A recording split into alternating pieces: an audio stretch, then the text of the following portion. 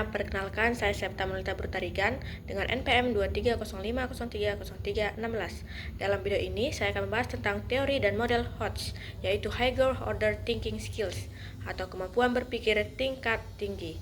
Kita akan membahas mulai dari pengertian HOTS, teori yang mendukungnya, model-modelnya, sampai ke contoh penerapannya dalam pembelajaran dan kehidupan sehari-hari.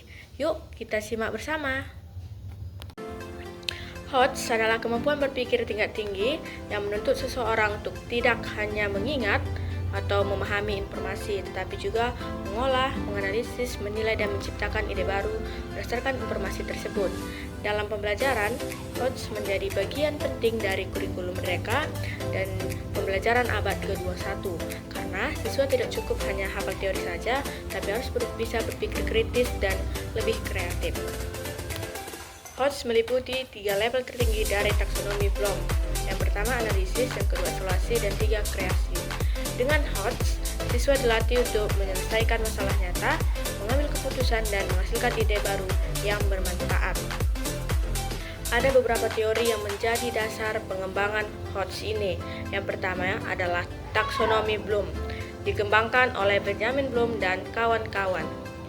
Bloom membagi kemampuan berpikir menjadi 6 tingkatan. Yang pertama mengingat, yang kedua memahami, yang ketiga menerapkan, yang keempat menganalisis, yang kelima mengevaluasi, dan yang keenam menciptakan.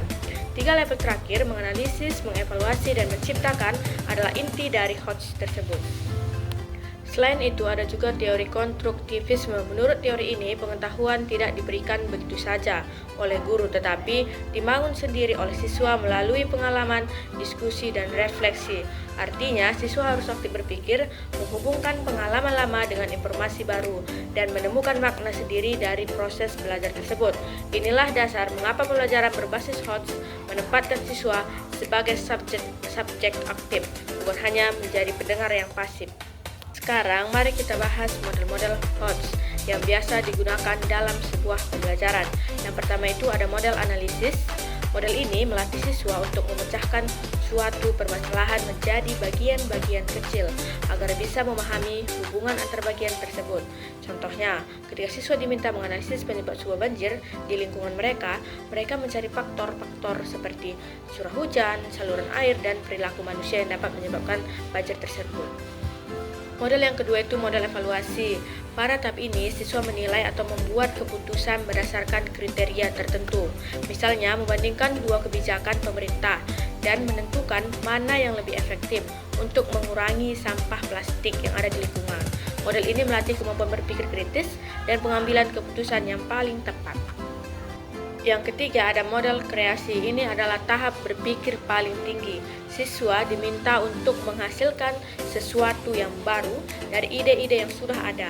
Contohnya membuat proyek kampanye digital bertema sekolah ramah lingkungan dengan menggunakan video, poster, atau media sosial.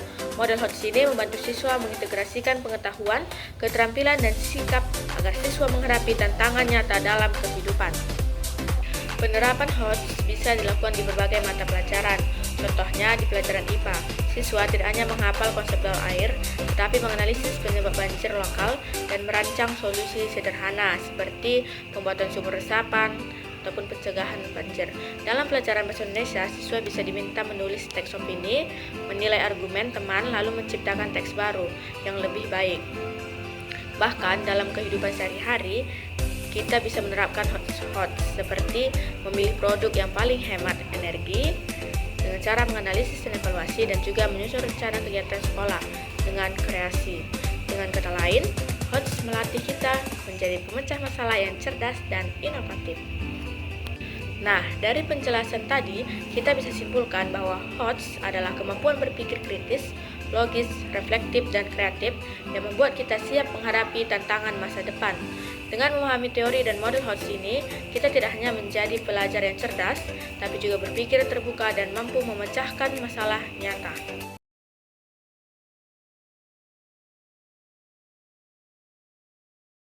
Terima kasih sudah menonton video ini. Jangan lupa di like, share, komen, dan subscribe untuk terus belajar bersama. Sampai jumpa di video berikutnya. Bye-bye. Yeah.